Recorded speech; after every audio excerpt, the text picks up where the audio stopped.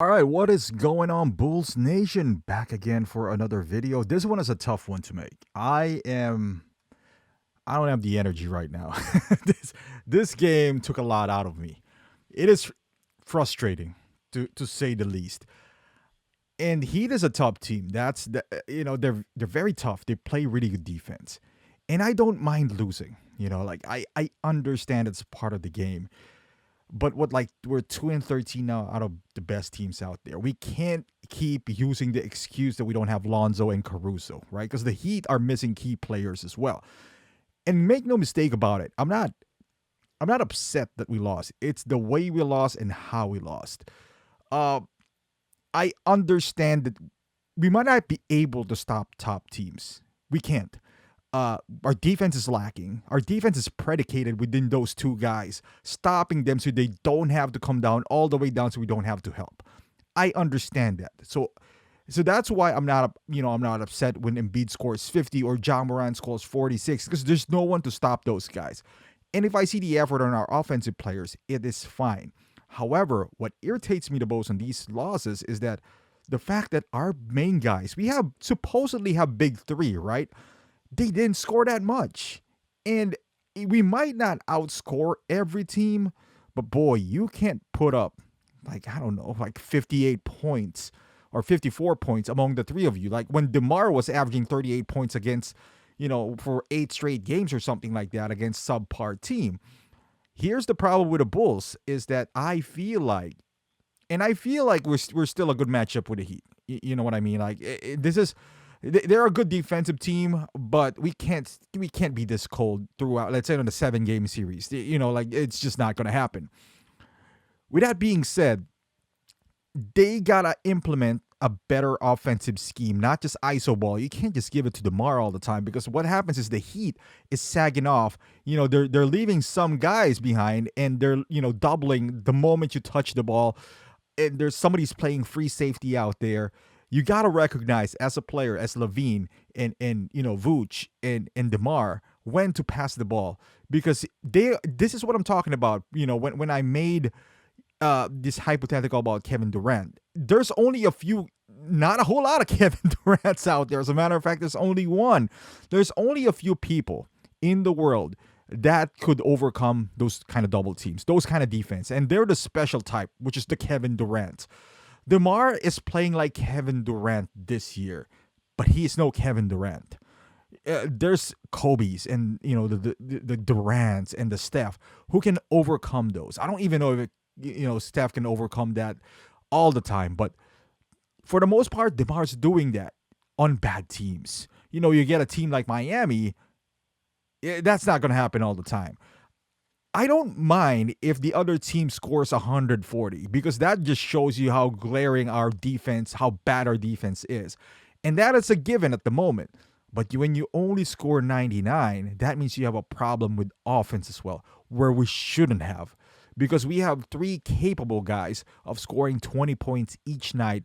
The thing is, yes, they could, and they almost did. Levine scored 22, DeMar scored 18, and Vooch scored 14, so that's not off.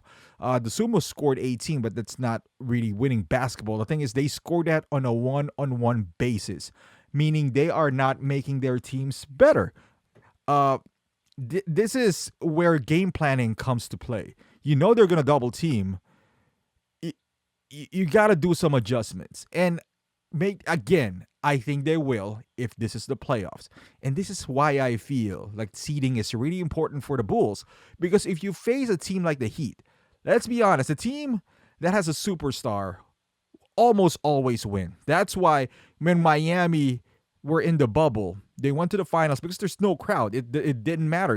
Guys like Tyler Hero, stepped up and all that stuff. But the following year, they got smacked by the Bucks because it does matter. It does matter, and I think it still will. Guys in Miami, yes, they have a pretty good team. This is a deep team, pretty solid from top to bottom. But I see them as a team with no real threat. You don't really need to lock in somebody like, let's say, Philadelphia or New Jersey, where you have to lock in the superstar that you can't stop. Sometimes there's just stars that you can't stop. Whatever you do, you can't stop them. And they don't have that, in my opinion. Butler's a good player, but we've seen him play. He was in Chicago. Bam is good. He's not gonna kill you offensively. They have to be good collectively. And is there are their role players going to be as good when they're on the road? In the United Center or so. I don't think so. I think Tyler Hero is not going to play the way he did on the road, or Duncan Robinson. Can they? Sure, they could. Obviously they could. But this is where the seeding is important for the Bulls. But it looks like we have to, just be happy with the top four right now, because we are falling down the standings real fast. We're going to face Atlanta, and, hopefully we win that one. We're in a slump right now. But these are the good teams. This is the measuring stick for the Bulls, and they are not responding well. I like what I saw in Memphis. Even though they lost, this is the type of loss where you'd be like, all right, if Lonzo and Caruso were here, Ja's not going to score 46. So therefore, maybe, and we have a big possibility that we win. In here, even if those two guys are here, they're not going to help the 99. They're good up, don't get me wrong, they can score. But the 99, nah.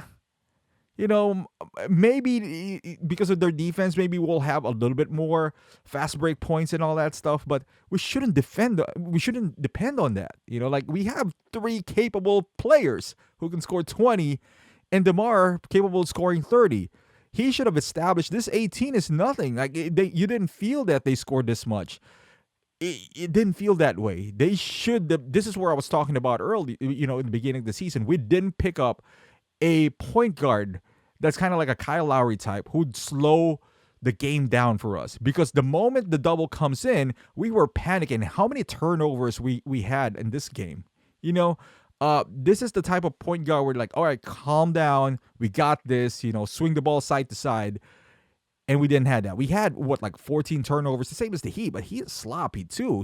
They, like I said, they don't have a real star.